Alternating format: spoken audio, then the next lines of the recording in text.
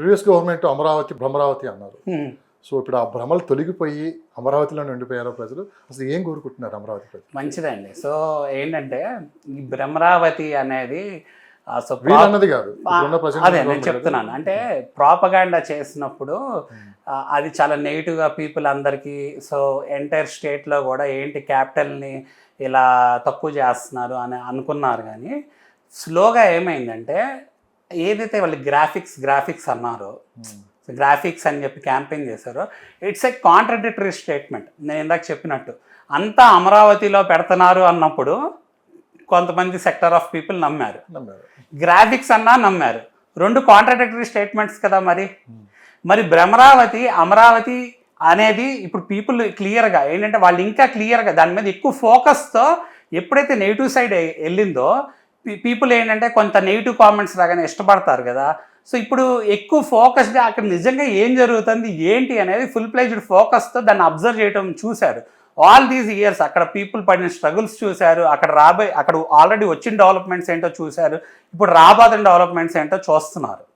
So ఎప్పుడైతే ఈ tenders 50,000 crores వీళ్ళు డబ్బులు సమకూర్చుకుంటాం, ఇన్ని వేల కోట్లు సమకూర్చుకుంటున్నారు, ప్లస్ టెండర్స్ పిలుస్తున్నారు, ప్లస్ ఏంటంటే ఎక్స్టెన్షన్ కూడా ఇంకా ఎక్స్పాండ్ చేయాలి అంటే 1,00,000 కోట్ల వరకు అక్కడ డిఫరెంట్ ఫార్మ్స్లో ఇన్వెస్ట్ చేయాలి అనేది ఎప్పుడైతే ప్రోగ్రెస్ పరంగా డెవలప్మెంట్ పరంగా చెప్పటము అది రియాలిటీలోకి వస్తుందో ఇది డెఫినెట్గా ఫుల్ఫిల్ అయింది అనేది పీపుల్కి అర్థమవుతుంది. ప్రజలైతే క్లారిటీగా ఉండరు. అవును, ఏదైతే భ్రమల్లో ఉండి భ్రమరావతి అన్నారో అవును అవన్నీ ఆ భ్రమల్లో ఉన్న వాళ్ళన్నీ తొలగిపోతున్నాయండి. అంటే ఇప్పుడు మెయిన్గా పాజిటివ్ మైండెడ్గా ఉన్న వాళ్ళందరికీ తొలగిపోయినాయి. ఫస్ట్లో ఏమనుకున్నారంటే పీపుల్ ఒక ఇష్యూ జరిగినప్పుడు ఇది మనకెందుకు, మన అందరికీ సంబంధించింది కాదు కదా, అమరావతిలో వాళ్ళు కదా ల్యాండ్స్ ఇచ్చింది, వాళ్ళు పడతారు, వాళ్ళ బాధ ఏంటో అనుకున్నారు. బట్ ఏంటి అక్కడి నుంచి మొదలైంది. ఎప్పుడైతే క్యాపిటల్ అనేది ఎఫెక్ట్ అవుతుందో ఎంటైర్ స్టేట్కి కూడా ఎఫెక్ట్ అయ్యిద్ది అనేది వాళ్ళకి అర్థమైంది. ఎందుకు అర్థమైంది అంటే ఇది అమరావతి నుంచి స్టార్ట్ అయ్యి ఎంటైర్ స్టేట్కి ఎఫెక్ట్ అయింది సిచ్యువేషన్ అనేది. అప్పుడు పీపుల్ రియలైజ్ అయ్యారు ఇది అమరావతి అనేది ఒక క్యాంపెయినింగ్ మాత్రమే వాడిన థింగ్స్. సో దీన్ని ఏంటంటే మనం నిజంగా పాజిటివ్గా తీసుకొని ఓపిక్గా పేషెన్స్గా తీసుకోకపోతే ఇది ఎంటైర్ మన ఆంధ్రాకి లైక్ ఏంటంటే తెలుగు పీపుల్కి ఒక ప్రైడ్ కదా క్యాపిటల్ అనేది, ఆ ప్రైడ్ పరంగా నష్టపోయే అవకాశం ఉంది అనేది రియలైజ్ అయ్యారు. సో ఇప్పుడు గవర్నమెంట్ మీద కూడా అదే లయబిలిటీ ఉందండి. సో మనం గవర్నమెంట్ పరంగా చూస్తే గవర్నమెంట్ కూడా వాళ్ళకి ఏంటంటే ఈ ఎజెండాతో ఎప్పుడైతే వచ్చారో వాళ్ళు ఇంకా ఎక్కువ ర్యాపిడ్ స్పీడ్లో వాళ్ళ ప్రోగ్రెస్ డెవలప్మెంట్ చూపించగలిగితే డెఫినెట్గా పీపుల్గా ఉన్న అక్కడ అపోహ అంతా తొలగిపోద్ది. అప్పుడు ఏంటంటే ఇంకొంచెం పేషెన్స్తో వాళ్ళు వాళ్ళ ఇన్సెక్యూరిటీ అనేది క్లియర్ అయ్యిద్ది కాబట్టి ఇంకా పేషెన్స్తో వాళ్ళు వెయిట్ చేయడానికి అవకాశం ఉంటుంది అన్నమాట. రాష్ట్ర ప్రజలతో పాటు పర్టికులర్గా ఎన్ఆర్ఐలు తెలుగు వాళ్ళు మన అమరావతి రాజధాని ఏదైతే ఉందో దాన్ని కిల్ చేస్తున్నారని చెప్పి చాలా బాధపడ్డారు. చాలా బలంగా కూడా మళ్ళీ మన రాజధాని మనం సాధించుకోవాలని చెప్పి ఏరి కోరి ఈ ప్రభుత్వాన్ని తెచ్చుకున్నారు. అవునా? అవునండి. బలంగా ఈసారి ఎన్ఆర్ఐల ప్రభావం ఏ విధంగా ఉందో మనం ప్రత్యక్షంగా చూసాం. ఎప్పుడు ఎలక్షన్ జరిగినా కానీ ఎన్ఆర్ఐల గురించి పెద్ద అసలు టాపిక్కే ఉండదు. ఎవరో వస్తారు, ఓట్లు వేసి వెళ్ళిపోతారు. ఈసారి చర్చ అంతా ఎన్ఆర్ఐల మీదే జరిగింది. అలాంటి ఎన్ఆర్ఐలు ఈరోజు అమరావతి డెవలప్మెంట్లో వాళ్ళ పాత్ర ఏ విధంగా ఉండబోతుంది?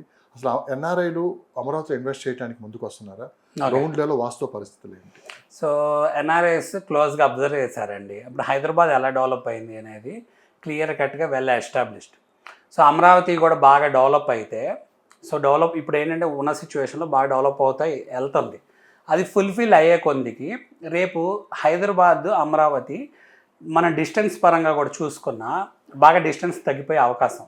సో అప్పుడు ఏమైంది అంటే ఫ్యూచర్లో రెండు స్టేట్స్ పరంగా ట్విన్ క్యాపిటల్స్ లాగా ఎవాల్వ్ అయ్యే అవకాశం ఉంది. సో ఎన్ఆర్ఐ ఇన్వెస్ట్మెంట్స్ కూడా దీన్ని బేస్ చేసుకొని ఫస్ట్ 2014 నుంచి 19లో ఎలా నడిచిందంటే మొత్తం NRI investments almost 80% they started investing in Amaravati, బాగా ఇష్టపడ్డారు. 2019 తర్వాత హైదరాబాద్ వైపే చూశారు. సో హైదరాబాద్ ఏదైతే 2-3x గ్రో అయ్యే హైదరాబాద్ 5x 10x గ్రో అయింది. మీరు చూడండి 2018-19 తర్వాత ఎంటైర్ మనకి చాలా ర్యాపిడ్గా డెవలప్ అయింది. మన హైదరాబాద్ పరంగా చూసుకుంటే చాలా over a period of all these year develop అవుతూ వచ్చింది. బట్ ఏంటంటే గ్రోత్ గ్రాఫ్ తీసుకున్నాం అనుకోండి 18-19 తర్వాత చూసుకుంటే అగ్రెసివ్గా గ్రో అయింది. సో ఇప్పుడున్న సిచ్యువేషన్లో ఎన్ఆర్ఐ సిచ్యువేషన్ ఎలా ఉందంటే మొన్నటి వరకు they started again looking at Amaravati and they started investing అనమాట. బట్ ఇప్పుడు చాలా మటుకి పీపుల్ అందరూ కొంత హైదరాబాద్ పరంగా కానీ అమరావతి పరంగా కానీ కొంత పర్సంటేజ్ ఆఫ్ పీపుల్ లైక్ ఒక 20 to 30% people wait and watch మోడ్లో ఉన్నారు. ఏమైంది ఏంటి, ఎందుకంటే హైదరాబాద్లో ఏదైనా ఇన్వెస్ట్ చేయాలంటేనేమో బాగా ఎక్స్పెన్సివ్ అయిపోయింది, బాగా దూరంగా వెళ్ళి ఇన్వెస్ట్ చేయాలి అన్న ఆస్పెక్ట్లో. అమరావతి పరంగానేమో ఆల్రెడీ రేట్స్ బాగానే పెరిగినాయి కోర్ క్యాపిటల్లో, సరే దగ్గరగా ఇన్వెస్ట్ చేయాలా, దూరంగా ఇన్వెస్ట్ చేస్తే మళ్ళీ నెక్స్ట్ దాని ఒక ఫ్యూచర్ ఎలా ఉండబోతుంది అనేది వెయిట్ అండ్ వాచ్లో ఉన్నారు ఒక చిన్న percentage of people. Major percentage of people ఎలా ఉన్నారంటే వాళ్ళు ఇప్పుడు వాళ్ళ స్టెబిలిటీని యుఎస్లో ట్రంప్ వచ్చాక వాళ్ళ స్టెబిలిటీని వాళ్ళు అక్కడ ఎలా స్టేబుల్ అవ్వాలి అనేది చూస్తున్నారు. స్టేబుల్ అవ్వటం అంటే వాళ్ళు ఇమిగ్రేషన్ స్టేటస్ పరంగా అవనండి, లేకపోతే వాళ్ళు హౌస్ సమకూర్చుకోవటం పరంగా అవనండి. సో ఇన్వెస్ట్మెంట్స్ కూడా వాళ్ళు అక్కడ వాళ్ళ పిల్లల కోసం కూడా చేసుకుంటాము, వాళ్ళ పిల్లల ఎడ్యుకేషన్ కోసం కానీ వాళ్ళ పర్పస్ వాళ్ళ షెల్టర్ పర్పస్ కోసం కానీ చూస్తున్నారు. ప్లస్ ఇక్కడ నుంచి కూడా ఇన్వెస్ట్మెంట్స్ తీసుకెళ్ళి యూఎస్లో వాళ్ళు ఇన్వెస్ట్ చేసుకున్నారు. బట్ ఎక్కువ పర్సంటేజ్ ఆఫ్ పీపుల్ మనం అంటే ఓవరాల్గా చూసుకున్నాం అనుకోండి, తెలుగు పీపుల్లో ఇప్పుడు ఎటువైపు చూస్తున్నారంటే అమరావతి వైపు చూసేవాళ్ళు చాలామంది ఉన్నారు, అంటే కంపారిటివ్లీ మోర్ పర్సంటేజ్ ఉన్నారు.